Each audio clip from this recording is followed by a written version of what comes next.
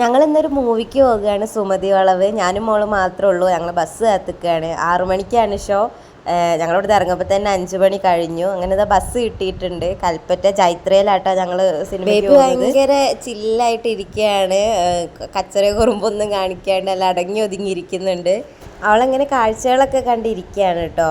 Bus ഇറങ്ങിയിട്ട് ഞങ്ങൾ വെള്ളവും പിന്നെ അവൾക്ക് കഴിക്കാനുള്ള സ്നാക്സും ഒക്കെ കൂടി വാങ്ങിയിട്ടാണ് തിയേറ്ററിൻ്റെ ഉള്ളിൽ കയറിയത്. അവിടെ എത്തി. എന്താ ഭാഗ്യം, 5:55 ആയപ്പോഴത്തേക്ക് ഞങ്ങൾ അവിടെ എത്തി. ടിക്കറ്റ് എടുത്ത് അങ്ങനെ ഞങ്ങൾ തിയേറ്ററിൻ്റെ ഉള്ളിൽ കയറി. ആൾക്കാരൊക്കെ വന്നുകൊണ്ടിരിക്കുന്നുള്ളൂ.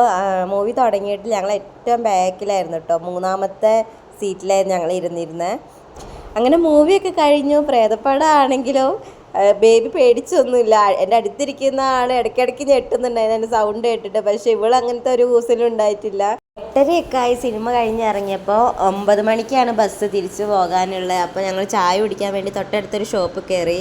അപ്പോൾ അവൾക്ക് ചായ വേണ്ട, ജ്യൂസ് മതി എന്ന് പറഞ്ഞിട്ട് അതിനെ ചൂണ്ടിക്കാണിക്കായിരുന്നു ഏത് ജ്യൂസാണ് വേണ്ടത്. പക്ഷെ ഞാൻ വാങ്ങി കൊടുത്തിട്ടില്ല, ചായ തന്നെയാണ് കുടിപ്പിച്ചത്. അങ്ങനെ ഞങ്ങൾ ചായ ഒക്കെ കുടിച്ച് കൽപ്പറ്റയിൽ നിന്ന് മുട്ടിൽ പോയി ബസ് ഇറങ്ങി. ഇച്ചായനെ കാത്തിക്കുക കേട്ടോ, കൂട്ടാൻ വരാമെന്ന് പറഞ്ഞിട്ടുണ്ട്.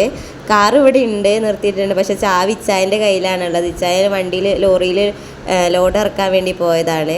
ഒരു 10 മിനിറ്റോളം ഞങ്ങൾ ഇച്ചായനെ അവിടെ കാത്തു നിന്നിട്ടോ. അതിന് ശേഷം ഇച്ചായൻ വന്ന് ഞങ്ങൾ വണ്ടി എടുത്തിട്ട് നേരെ വീട്ടിലേക്ക് പോയി.